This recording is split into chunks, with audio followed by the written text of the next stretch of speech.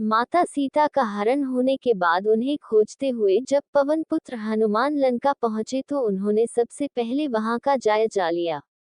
लंका में राक्षसों की सेना देखकर उन्होंने मच्छर जितना छोटा रूप रखकर प्रवेश करने का फैसला किया।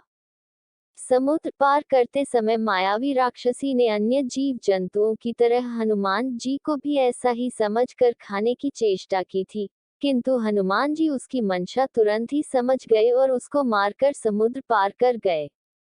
लंका पहुंचकर सबसे पहले उन्होंने वन की शोभा देखी। वन में सुंदर फूलों वाले पौधे थे जिन पर भंवरे मंडरा रहे थे। पशु पक्षियों के झुंड विचरण कर रहे थे। हनुमान जी कुछ आगे बढ़े तभी उन्हें सामने एक विशाल पहाड़ दिखाई पड़ा। देखते ही देखते हनुमान जी उसकी चोटी पर जा पहुंचे। पर्वत पर चढ़कर उन्होंने लंका का जायजा लिया। उन्हें एक विशाल किला दिखाई दिया जो लंबाई चौड़ाई के साथ ही ऊंचाई में भी बहुत अधिक था।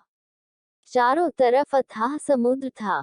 किले की चहारदीवारी सोने की होने के कारण दूर से ही चमक रही थी, जिस पर विचित्र प्रकार की मणियां लगी थी। हनुमान जी ने जब ध्यान से देखा तो पूरी लंका ही सोने की लगी, जिसके अंदर सुंदर घर बने थे। चौराहे, मुख्य मार्ग एवं गलियां तथा बाजार भी थे। पूरा नगर ठीक प्रकार से सजा हुआ था। हाथी घोड़े खच्चरों के समूह तथा पैदल और रथों के समूह तो इतने अधिक थे कि उन्हें गिनना बहुत मुश्किल काम लगा। अनेक तरह के रूपों वाले राक्षसों के समूह और ताकतवर सेना चप्पे चप्पे पर मुस्तैदी से तैनात दिख रही थी। निवासियों की सुविधा के लिए वन, बाग, बगीचे, फुलवाड़ी, तालाब, कुएं और बावलियां सुशोभित थीं। मनुष्य, नाग, देवताओं और गंधर्वों की कन्याएं इतनी आकर्षक हैं कि अपने सौंदर्य से मुनियों को भी मोहित कर लेती हैं। हनुमान जी ने ध्यान से देखा तो पर्वत के समान विशाल शरीर वाले पहलवान गरजते हुए चल रहे हैं। वे अखाड़ों में दूसरे पहलवानों को ललकार कर द्वंद्व भी कर रहे हैं। नगर के रखवालों की भारी संख्या देखकर हनुमान जी ने मन ही मन विचार किया कि नगर में वास्तविक रूप रखकर प्रवेश करने में दिक्कत आ सकती है, इसलिए उन्होंने बहुत छोटा सा रूप रखकर रात के समय प्रवेश करने का निर्णय लिया। यह विचार आने पर उन्होंने मच्छर के समान बहुत ही छोटा सा रूप रखा और प्रभु श्री राम का स्मरण करते हुए नगर में प्रवेश करने लगे। लंका के प्रवेश द्वार पर लंकिनी नाम की राक्षसी पहरा देती थी।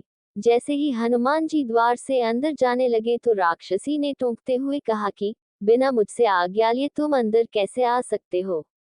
तू मुझे नहीं जानता है। जितने भी चोर हैं वही तो मेरा आहार हैं। इतना सुनते ही हनुमान जी ने एक जोरदार घूंसा लंकिनी राक्षसी के मुंह पर जड़ा तो उसके मुंह से ढेर सारा खून निकलने लगा और वह जमीन पर गिर पड़ी। लंकिनी जमीन पर गिरकर कुछ क्षण के लिए बेहोश हो गई, फिर होश आने पर उठी और संभलकर हाथ जोड़कर प्रार्थना करते हुए बोली, जब ब्रह्मा जी ने रावण को वरदान दिया था, उसी समय ब्रह्मा जी ने ये लक्षण बताया था कि जब किसी वानर के मारने से वह लंकिनी व्याकुल हो जाए तो समझ लेना कि राक्षसों के विनाश का समय आ गया है। आप प्रभु श्री राम के दूत हैं और आपके दर्शन करके मेरा जीवन धन्य हो गया। अगर आपको ये स्टोरी अच्छी लगी हो तो इसे जरूर शेयर करें और इसी तरह के अन्य लेख पढ़ने के लिए सब्सक्राइब की बटन दबाएं।